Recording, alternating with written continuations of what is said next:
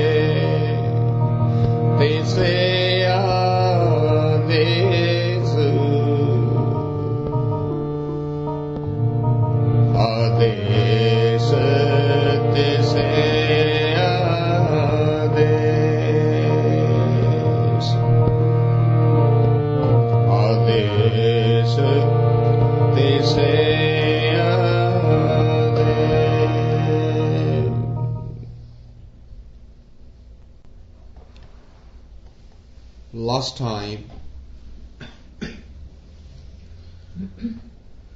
we were looking into the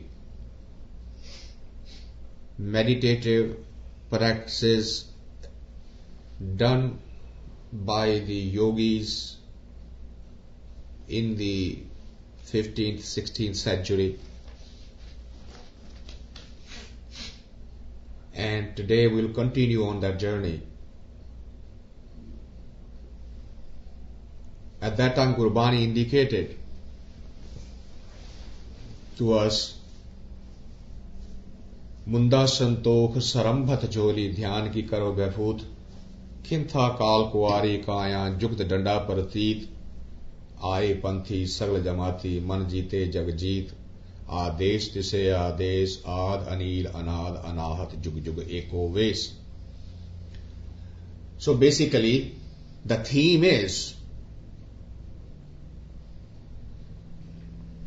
that no matter what process are you following, what method are you following, if your focus is not on the Creator, then you're going to go astray. So no matter what are you worshipping, who are you worshipping, no matter what symbol are you using, what devices are you using, Adesh, Tise Adesh, you are only seeing that one. Whether you have a painting in front of you, a picture in front of you, a statue in front of you, a granth, a book, a holy book in front of you, a person in front of you, it doesn't matter. Whatever you are visualizing as a symbol for yourself, if you are not seeing the Creator behind that symbol, then all of the practice, all of the abhyas, all of the meditation will eventually only become a physical exercise. It will not raise your consciousness.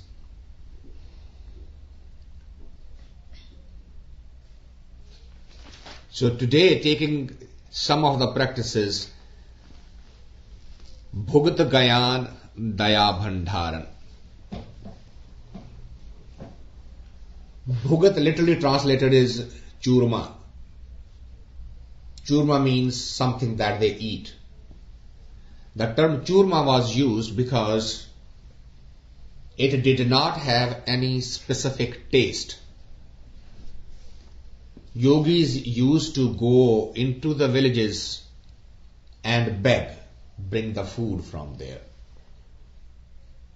And that food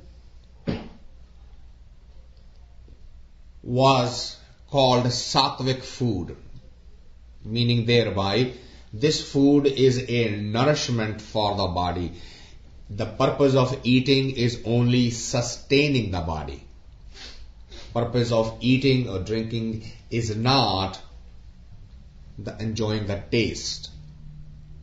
The intellectuals here will say, well, what's wrong with enjoying it? I mean, while you're eating, sustaining the body, can't you not enjoy it also? God gave you the taste buds, so why are you wasting it? Okay, now that argument may sound very, very appealing to the intellectual mind. On a meditative path, that is not what the objective is. The meditative path says you're going to transcend the taste. You are not going to get trapped by it. You are not going to get focused. You are not going to start certainly hankering for a certain taste. If the hankering is still in there, if chasing is still there, then you have meditative and hankering. Now they are two opposite direction. They will never meet. It is not being destroyed or wasted. It does not mean that one should go and burn all the taste buds on the tongue. That's a misunderstanding. Burning a nerve ending is not transcending a nerve ending. The idea is that it is there, yet the senses are not hankering for it. That's only time you know that you have transcended anything. that you are surrounded by it. You are right in the middle of it. And you can be completely an observer and not be pulled by it, not be trapped by it. But that does not happen unless there is an inner awareness and unless there is an inner acceptance, unless there is an inner surrendering to that thought. If that inner surrendering, that's what Gurbani is saying, Bhugat Gyan. Gyan means awareness, the knowledge, the knowing. So say, when you are distributing the food or when you are tasting the food, if it was with that awareness, Bhugat Gyan, what is that? That there is a life in it.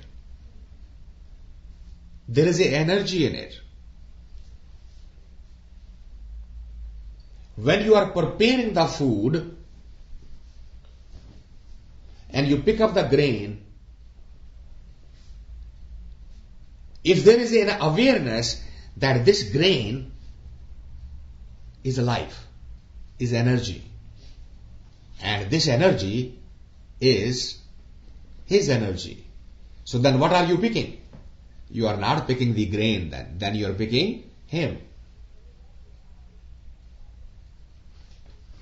Gurbani says, Anna Devata, Pani Devata, Baisantar Devata Loon, Panjwa Paya Kirat, Ta Hoa Pak Pavit. An, the food, Devata, the God, they are all gods, all his energy. An Devata, Pani, water. Anna Devata, Pani Devata. Baisantar means fire. Loon means salt, spices, pepper.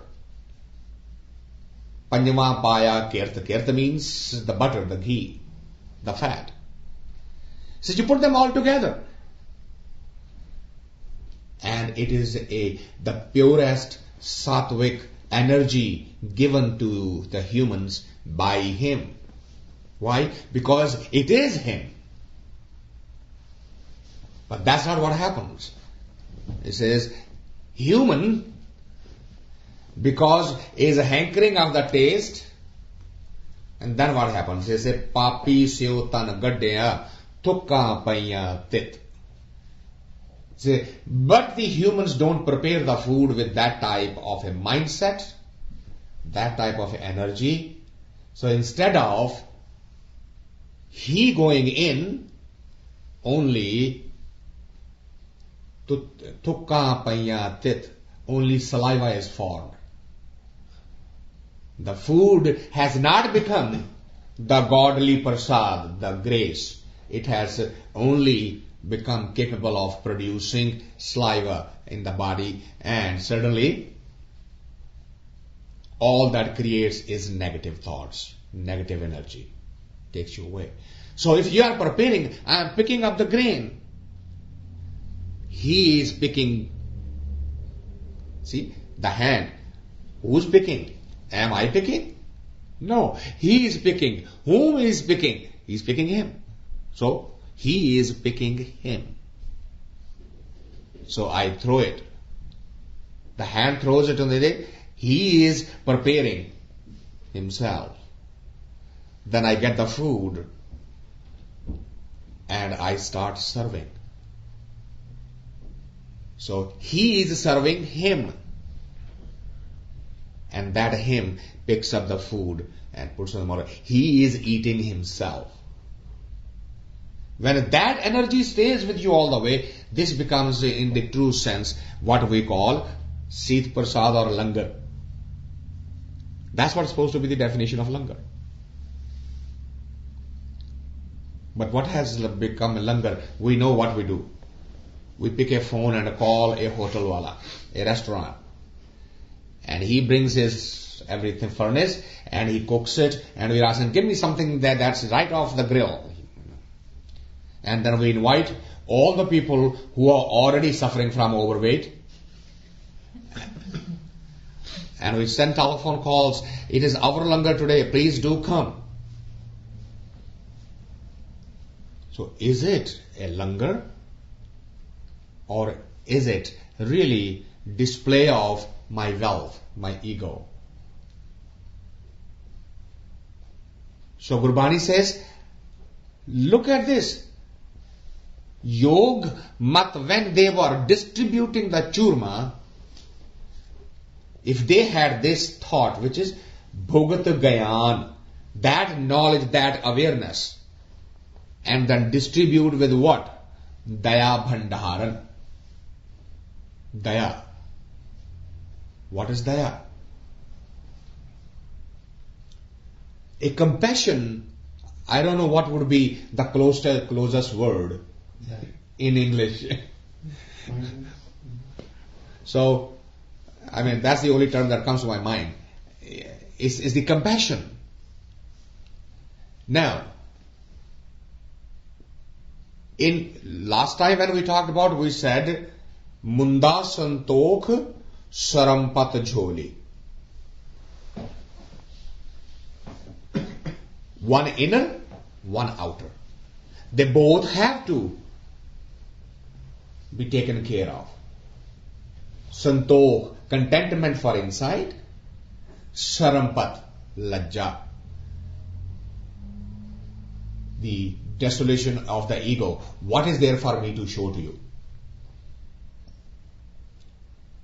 Similarly here, the jnana, the knowledge, is for the inner, for the self. And daya, the compassion, is for the other. Isn't it? So what have we done? We say santokh for the other and daya for me. When somebody's house is on fire, well, it is his destiny. He should be contented. But I am really very suffering. Yeah, somebody should have pity on me. Why help me? So we have turned it other way around. Rather than having the compassion on the outer, the compassion for the other, and that awareness, evolution of the inner self, it should have been santokh, the contentment for the self, and compassion for the outer.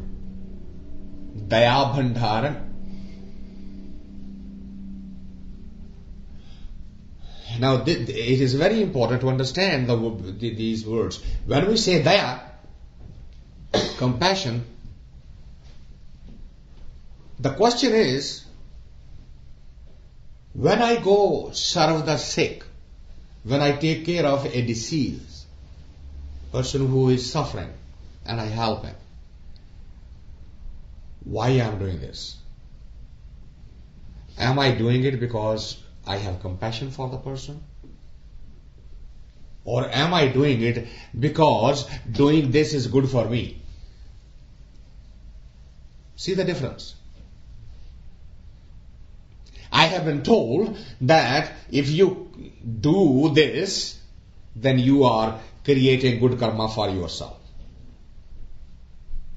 Action is the same. I'm taking care of the sick. Why I'm taking care of the sick? Because I need to collect the credits for myself to look good when I get over there. Is that compassion then? Or is it a business transaction? Or am I doing service because I have so much compassion for the other that even if I pay a price for this, I am willing to do that? Much less any reward for it, much less anything good for it, even if I suffer for it, I am willing to do that because I have compassion for the others suffering. So when Gurbani says daya, it does not mean that tomorrow I should buy a lot of hamburgers and go give it to the hungry. On the surface, I will look a great, great compassionate man. Look at the intent behind the action. Action is not that significant as the intention behind it. If compassion comes out and the energy just flows through him, oh, the poor person is suffering, let me help. And if the thought comes in, aha, here's an opportunity to add another credit, you have just lost the daya, you have just lost the compassion. So when we are doing I usually share this parable with you, that when somebody fell into the well and somebody came to get the water and this person says, pull me out. And he said, well, how did you fall down there? So, well, I came to get the water and the whole area was slippery on the outside and I slipped. He said, oh, actually there should have been a concrete barrier here, so that there is no water spilling and there is no slip and nobody can fall down. Alright, I'm just going to go gather all the villagers right now and we are going to take care of this problem. Right now I'm going to go and have a meeting. So wait a minute, where are you going? He said, no, the question is not of saving one. Question is saving many. I can't even waste a single minute. If I wait, another will fall down. So you wait. I first need to make the arrangement to put this stone around it. Now that is a socialist for you. Many to be saved, forget about the individual. He's doing all of the social work has that quality behind it. Masses to be saved. Well, that guy ran and so he is now collecting the villagers. In the meantime, a Bodhi Bhikshu comes in. So when he's ready to take the water, the same request to him, please pull me out. And he says, now I am gone beyond karma. So what do you mean you are gone beyond karma? No, karma is a bondage. And so I don't want to add it to my karma. I am busy exhausting my old karma. You say, how does this bond you? What? I pull you out, you go kill somebody, then I'm responsible. I am contributing to my negative karma. I'm sorry, my guru told me don't add any more negative karma. So he goes away. Then the Christian missionary shows up. And he has a bucket and he has a rope. And he throws that bucket in the water and pulls the guy out. And this guy falls and starts thanking him. You are the only decent human I have seen. He said, what are you talking about? That's what I do. I get up in the morning, take the rope and a bucket and I go over from well to well so that there's somebody fallen down, because Christians have been told that serving gets the place in heaven. If nobody falls down, I can't pull anybody out. If I can't pull anybody out, I have no credits to go to heaven.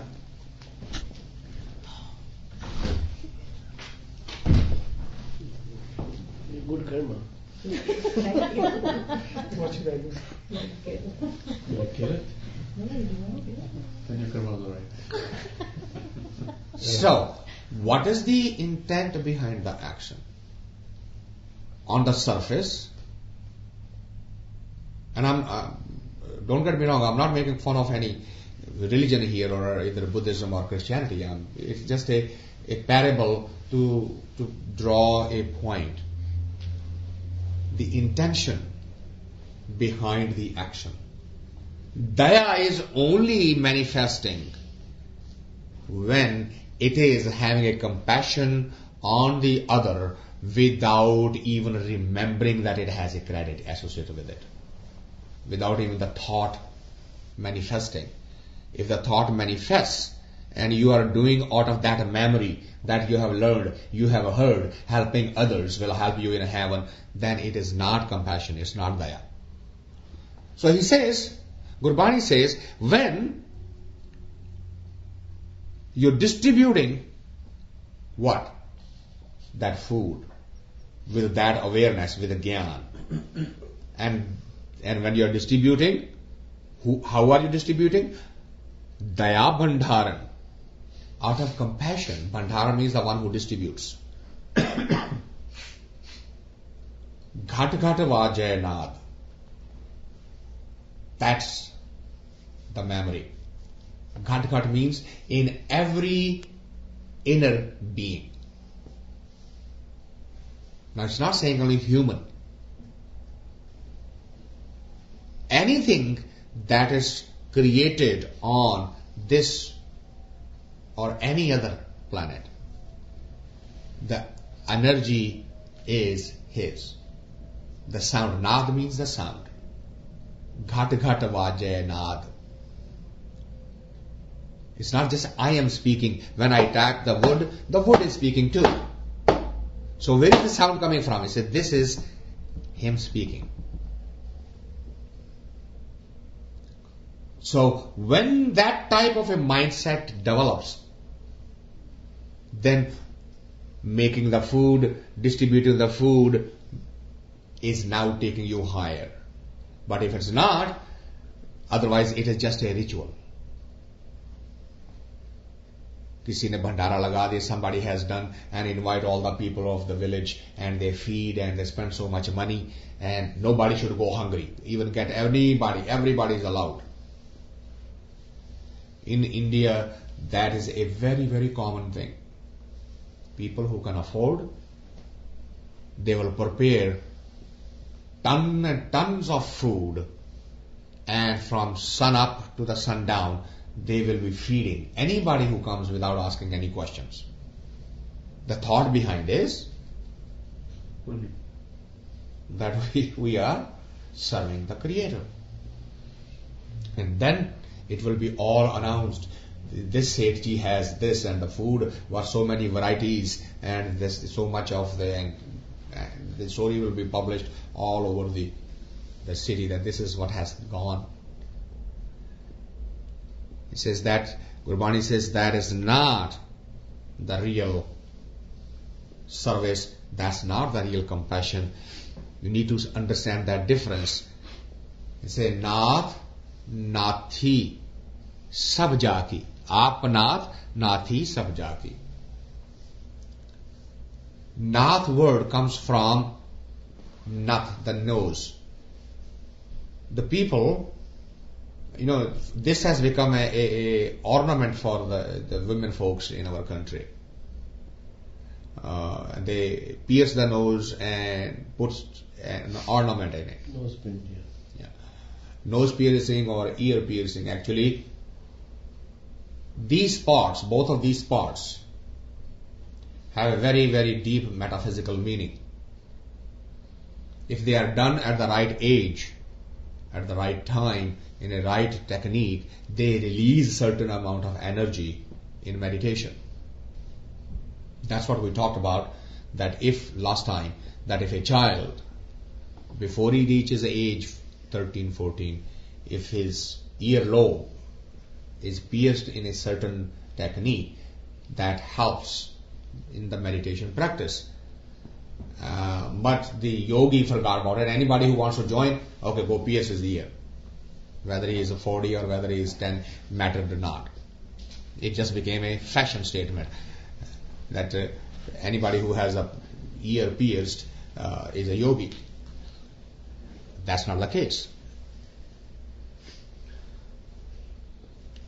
So he says this nathana. Nathana means to control. So yogi, anybody who has controlled his senses, that means usne us sense nath le, nath pa liya. That's the word nath came from. Any sense that's controlled. So even when you want to control the bulls or cows and move them in a certain direction, you pierce their nose and put the rope in it and you direct them. So nath basically means controlling and moving in a certain direction by controlling that sense. And Gurbani says the highest level of yogi who has controlled all the senses and everything, Apnath, is only him. And not only that, he has controlled everybody else under. So, usne nath pai hui hai saaryan de. He is controlling, he is moving them. Apnath, nathi sab jaki. Everything in this creation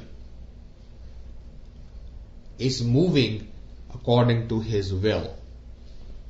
Now, if you remember that, then you will not fall into the trap, which is Rid Siddh Avara Sad. Riddhiya Siddhiya means the magical powers, spiritual powers that come to a meditator. It happens for everyone, no exception.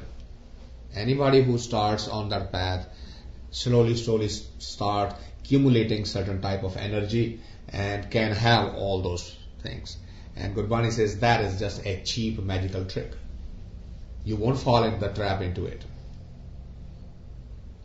But mostly this is the biggest stumbling block. As soon as somebody gets to a certain stage, gets a certain power, and then start controlling the others around you by showing and demonstrating those powers. Gurbani says that's not. These are all cheap magical tricks. When would you know that? When you would remember what? Apnath nathi sabjaki. He is the yogi of them all. He's the one who's controlling everything. He's the one who's responsible for this drama, for this play. He's the one who's moving us in a certain direction. Whatever is happening because he wants it to be. Something that is not supposed to happen would never happen. And that's very difficult for a human mind to swallow. So many people died in Iraq war. How can this be possible? Well, they died because he wanted it. If it was not meant to be, it would have never happened. It is impossible for anything to manifest in the creation that the Creator did not will. Well, why would he do something like that? So much suffering, starvation in Ethiopia, no food, so much of destruction, of earthquakes, so much of destructions by war and some diseases and epidemics. And what kind of a God is this? Well, God is three functions: creating, sustaining, and destroying. That's a cycle. There is no emotional energy attached with either one of them. It is only the human mind which feels very, very euphoric, very, very happy. Why? There is a birth. It is only the human mind which feels very, very sad. Why? Someone has died. It's only the human mind who feels very, very euphoric because somebody got sudden wealth. None of these characteristics apply to the Creator. It is just a drama, just a play, all according to Him. What is that called? The answer comes in. Why is that happening? This is Sanjog Vijog Doe Kar Chalave. Literally translated, Sanjog means to meet, to cause the meeting of somebody. If somebody were to ask me how come I met so and so, I will say Sanjoga, this was meant to be. And then the reverse of that is the Vijog, Vicharna, to go away. So means what? He says, Gurbani says, whole of the drama of life is designed between the play of the two energies. positive and negative. Milna or bichhadna. To meet and to separate. Now, understand that one does not exist without the other. They are two sides of the same coin. You cannot be separated from someone if you have not met. You cannot meet someone if you have not been separated. So it is a cycle. Both coexist together. It's not, and the whole of the life drama, Sanjog Vijog Doe Kar Chalave, that's what is causing the life to go on. The day and night, good and bad, right and wrong, black and white, meeting and separation. Human mind is the only thing which feels the pain of separation and the elation and the happiness of meeting. A spiritual mind feels neither. A spiritual seeker starts training, starts learning that these are both illusions. They are both temporary. When you meet, you cannot remain in that state forever. And when you separate, you cannot stay in that state forever. Neither one of them are permanent. It is impossible. Cannot happen. The problem with the mind is because there is a time lag between the meeting and separation, it forgets and start taking for granted. We met when almost half of our life was gone. A time and space intersection came and we met. Your half of the life was spent somewhere else. My half of the life was spent somewhere else. And we met. In the same way, a time and space will come where we will separate. No, we cannot say, well, we have met, so we are going to stay this way forever and ever and ever. It does not happen that way. Nowhere that design is there. So Gurbani says, Sejog Vijog Doe Kar Chalave Lekhe Ave Pag. Means what? He says the real drama is being played between positive and negative. But the individual experience based on their own samskara, based on their own whatever they have gathered through that journey. So you can be at a state. There is a beautiful story about a Sufi saint, Ibrahim. He had only one child, a son. And suddenly the son died.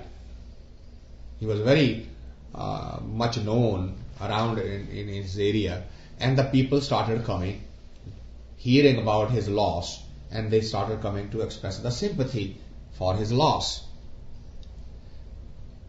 So because the ladies are gathered together, he's just sitting in front of the house. People want to stop and talk, and he will just say, move on.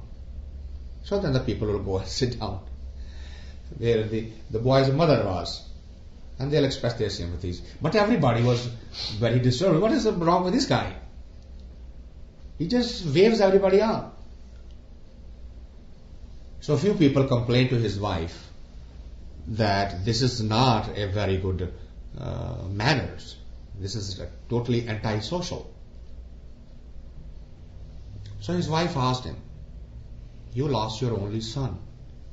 Did it not hurt? Are you not sad about it? And he said, when the event happened, there was a shock to my consciousness. And then I suddenly realized that he wasn't there when I was and my journey continued, and suddenly somewhere in the middle of the journey he joined. And my journey is still going on. And he has taken away. It's not any different than riding a train.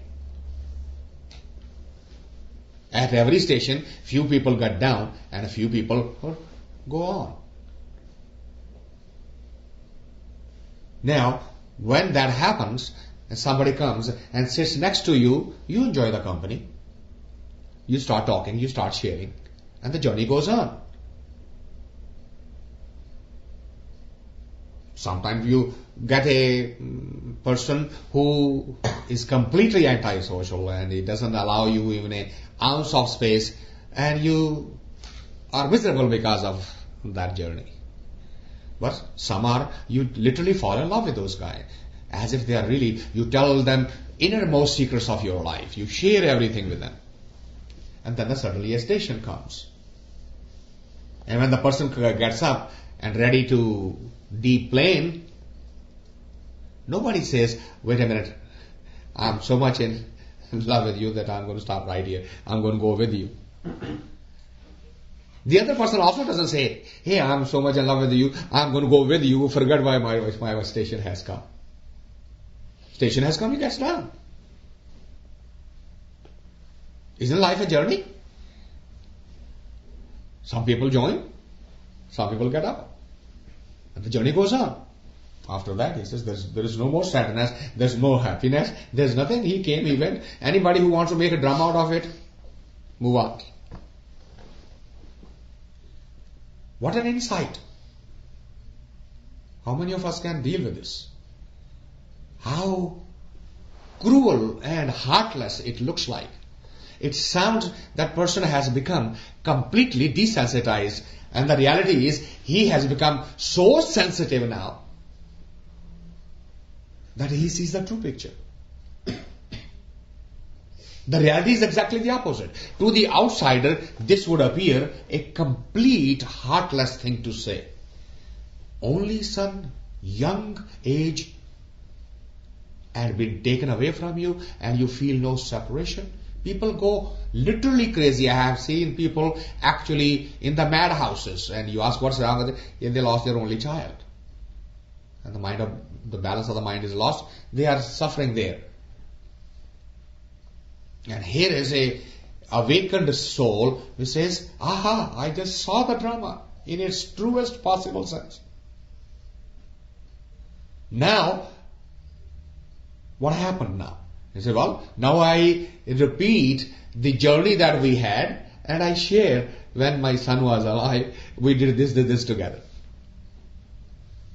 Nothing bitter about it.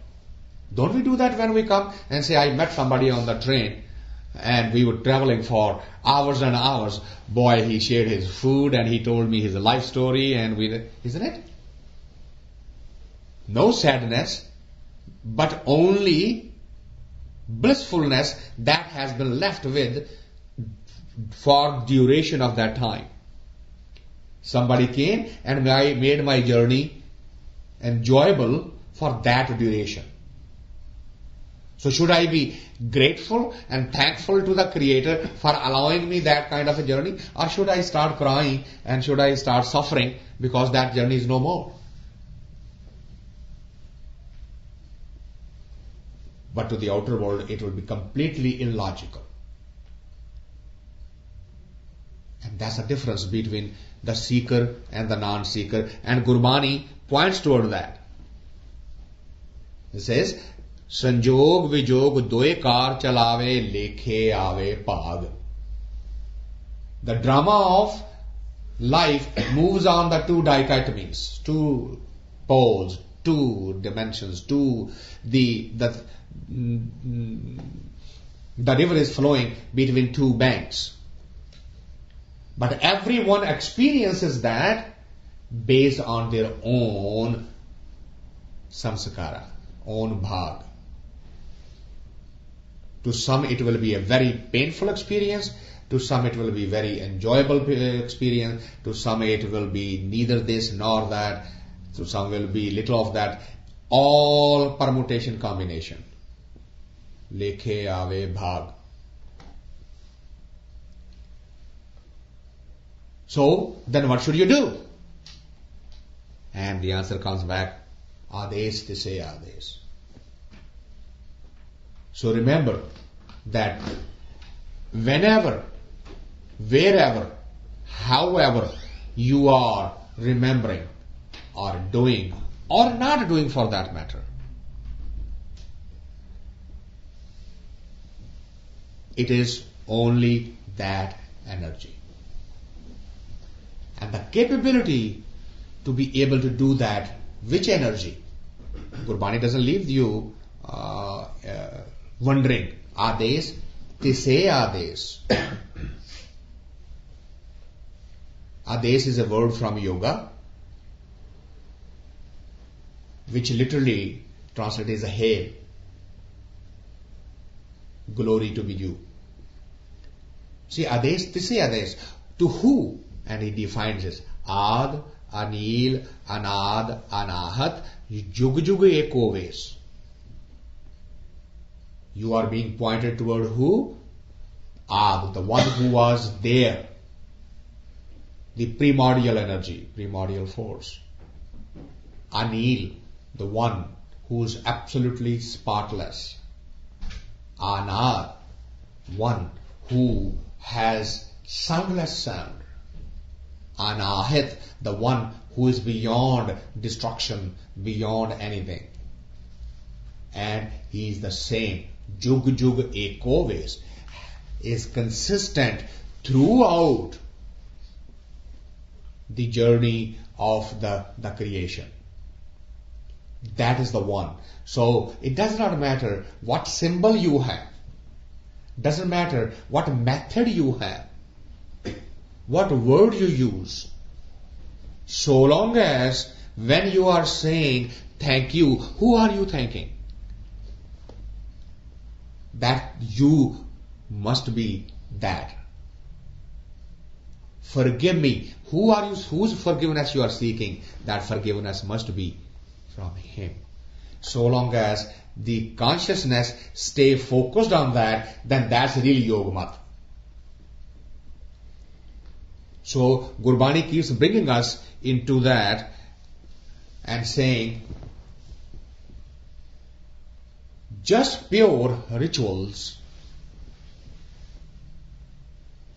and that experience of my life is very precious to me. When I think I shared with this earlier also, that when I met Swami Vivekananda in Bombay, not Vivekananda, Chinmayananda,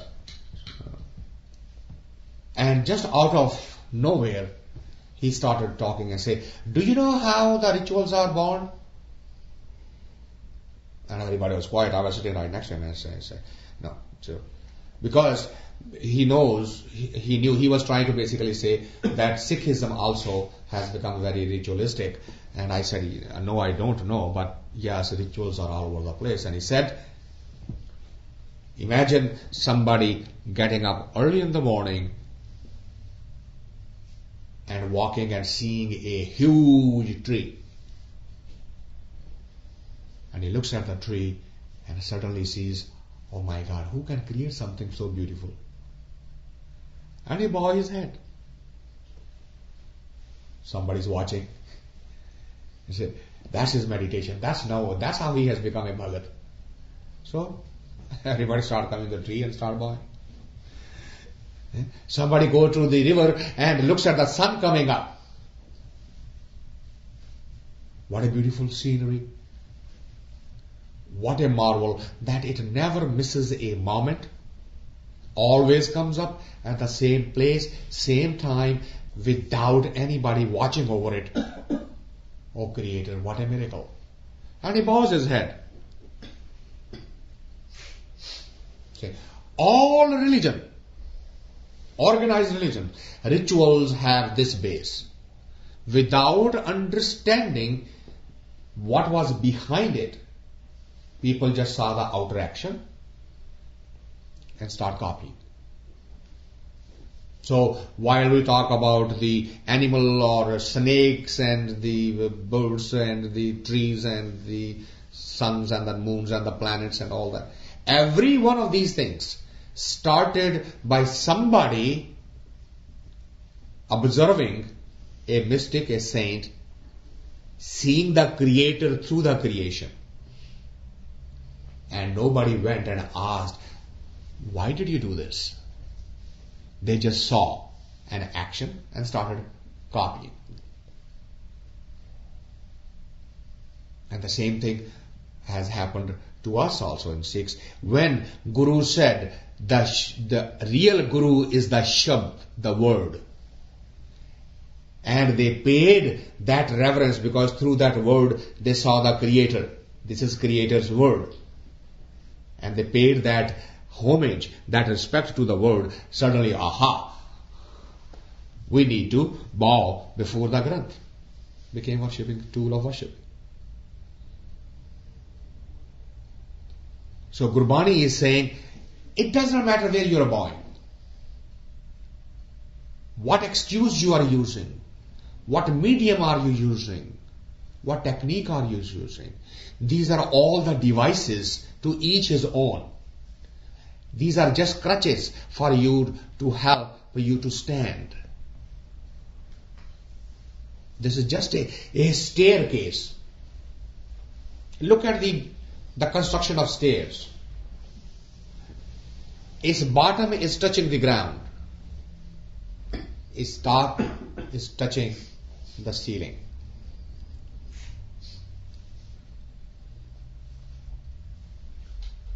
If the top was not touching the ceiling, is the stair any useful?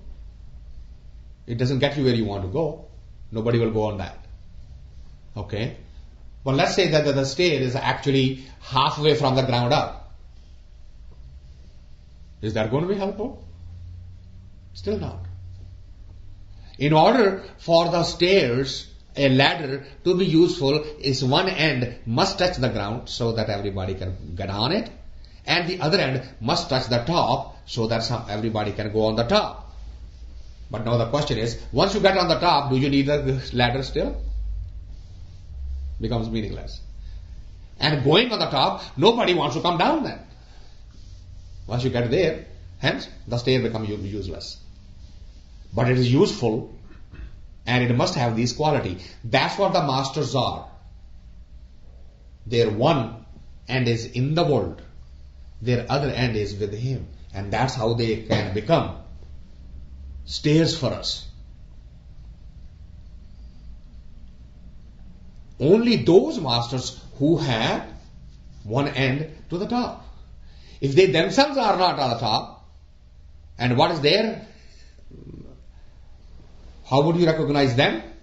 Gurbani says, Aap nath nathi sab jaki riddh siddh avara sab.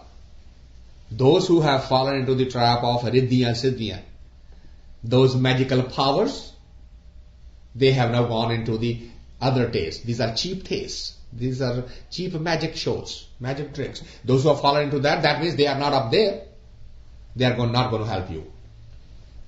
I mean, at best, they can bring you where they are, right? Nothing more than that. So every seeker, every individual needs to be alert to that. That what is happening, whatever is happening, is according to His will. And whenever you are bowing, whenever you are expressing, whatever you are expressing is expressed only and only to Him. A regard for your messenger is one thing. Somebody put you on the path and you respect that person. That doesn't mean you worship that person. And that's a distinction. We start worshipping the person. Why? Because that person actually is solving our mental and physical problems. And that's the only thing we are interested in. I have a knee pain, arthritis has become too big, I cannot do anything with it. Somebody says, here is a dust, go rub on it and it will go away. If it goes away, guess what? that guy is God for me now. I don't need to go anywhere else. Gurbani says that's the Riddhi Siddhi, that's Avrasad. That's not your destination. That's not your ultimate destiny. You need to keep focused. The seeker needs to stay focused on the ultimate under all circumstances. So with that, we would conclude today's talk, because if I start on the new one, then it will be a longer. So we just finished the 29th, and we'll take the 30th 2 weeks from today. So with that, I thank you for coming, and let's open for any discussion.